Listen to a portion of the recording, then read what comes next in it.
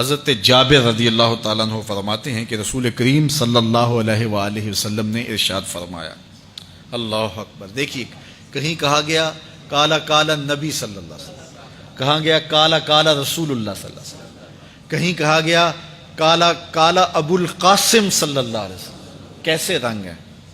حضرت عائشہ بھی روایت کرتی ہیں حضور کی حدیث، تو کبھی نہیں کہتی کہ کالا کالا زوجی، میرے شوہر نے کہا، وہ بھی کہتے ہیں کالا کالا رسول اللہ، میرے رسول نے کہا۔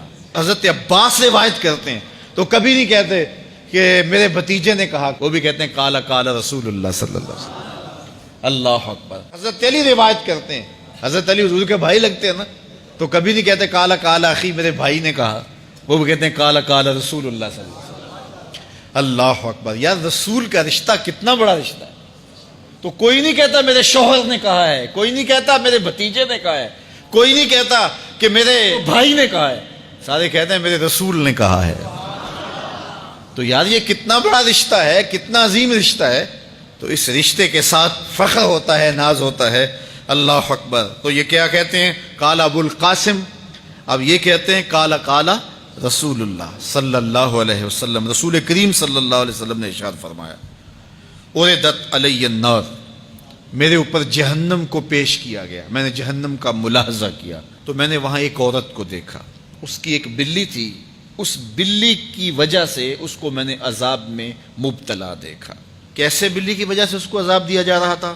اس نے بلی کو باندھا ہوا تھا، قید کیا ہوا تھا، نہ تو اس کو وہ کوئی دودھ دیتی تھی، کوئی اس کو کھانے کے لیے چیز دیتی تھی، اور نہ ہی اس کو چھوڑتی تھی کہ وہ زمین کے کیڑے مکوڑے کھا کے اپنے پیٹ کی آگ بجھا سکے، یہاں تک کہ وہ بلی بھوک کی وجہ سے مر گئی۔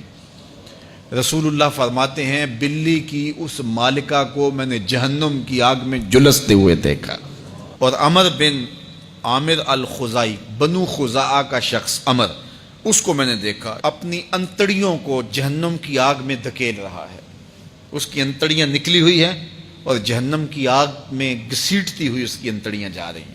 یہ پہلا شخص تھا جس نے سائبہ بنائے تھے، جانوروں کے کان چیر دیے اور بتوں کے نام پہ چھوڑ دیے، یعنی سب سے پہلے بت پرستی کا آغاز عرب میں کرنے والا بنو خزاعہ کا عمر بن عامر یہ تھا۔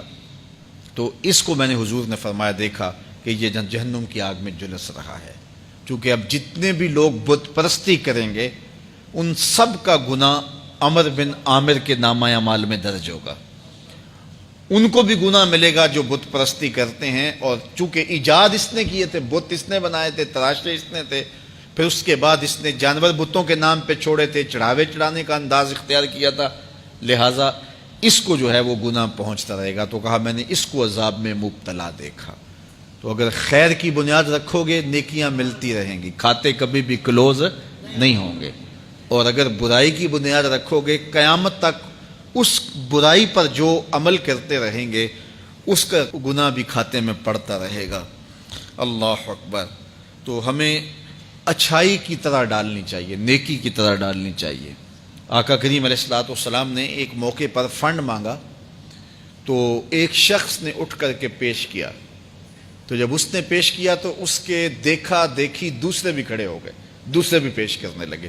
بعض کا سارے خاموش ہوتے ہیں، کوئی ہمت نہیں کرتا، تو ایک کھڑا ہوا تو اس کو دیکھ کے دوسرے بھی کھڑے ہو گئے۔ تب حضور نے فرمایا تھا من سنّا فی الاسلام سنتاً حسنۃ فلہ اجرھا، جس نے اسلام میں کوئی اچھا طریقہ رائج کیا اس کو اس کا اجر ملے گا، اور پھر اس کی دیکھا دیکھی جس نے بھی کوئی اچھا کام کیا اس کا اجر بھی اس کے اجر کی کمی کے بغیر اس کے کھاتے میں بھی داخل ہوتا رہے۔